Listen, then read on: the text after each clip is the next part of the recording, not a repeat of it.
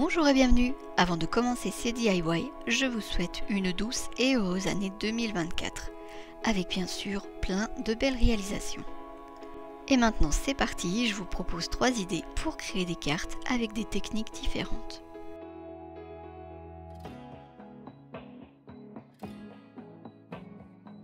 J'ai fabriqué toutes ces cartes avec du papier de 190 à 200 grammes. Je vais me servir de cette machine qu'on utilise normalement avec des dies pour presser les végétaux et obtenir leur empreinte.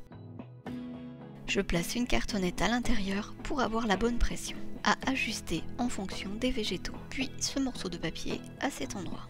Je pose le tout sur 2 premières plaques. On place ensuite les végétaux de notre choix.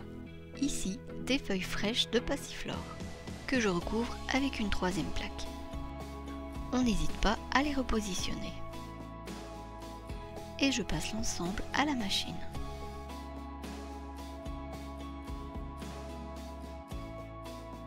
En faisant un petit retour.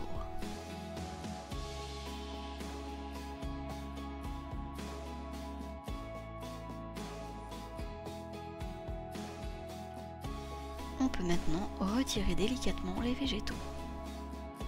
Et voici ce qu'on obtient. Ici, la sève des végétaux a traversé mon papier qui n'était pas suffisamment épais.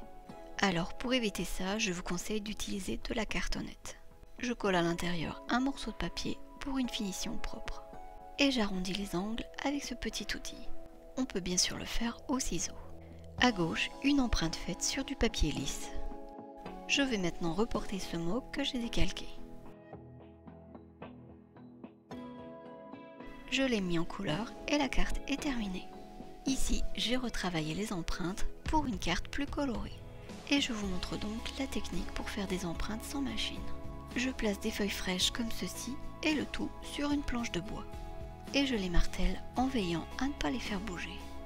Et voici le rendu avec cette technique.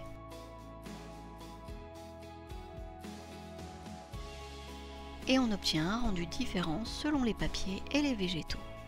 Pour la 2e carte, je vais utiliser ce grand tampon trouvé dans un magasin de déstockage et cette encre. J'ai découpé un rond en papier que je fixe à cet endroit. Puis j'efface les traits de crayon de papier.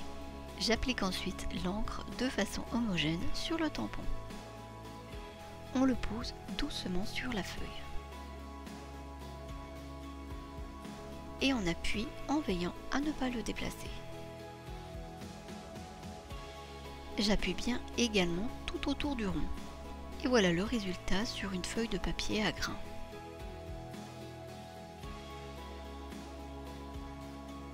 Et en voici d'autres avec des coloris différents. Et sur du papier lisse. Avec d'autres petits tampons, je vais ajouter des messages. Je l'installe sur une plaque acrylique pour une application plus facile.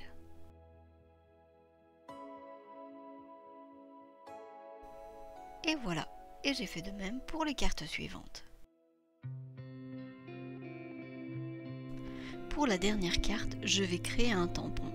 Pour cela, j'ai dessiné un motif simple sur de la gomme à graver. Avec cette petite gouge, je vais détourer le motif. Et enlever la gomme autour. On procède doucement et on ne place pas la main qui tient la gomme devant l'outil. Voici au final à quoi ressemble le tampon. Je le teste maintenant sur un morceau de papier.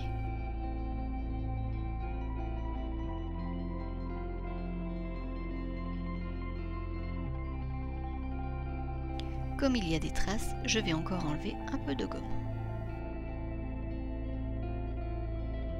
Ensuite, j'ai tracé sur la carte des lignes parallèles avec le même espacement et des repères sur ces lignes avec aussi un espace égal. J'ai aussi décalé les repères. Le motif se répétera donc de manière régulière et en décalé. Je dépose maintenant les 2 couleurs d'encre sur le tampon. Avec un petit chiffon, j'efface l'encre qui a débordé. Et je positionne l'angle droit en bas du tampon sur un repère. Je m'aide ici d'une plaque pour appuyer de manière homogène. Et voici le motif que l'on obtient. J'estompe un peu les traits et les repères pour qu'ils n'apparaissent pas sous l'encre. Ici, je mets de scotch de masquage pour prolonger les traits et marquer les repères. Pour plus de facilité, je vous conseille de fixer la carte sur une feuille où les traits seront prolongés. Une fois terminé, j'efface tous les traits de crayon. Je rajoute maintenant les détails. Et termine par le texte.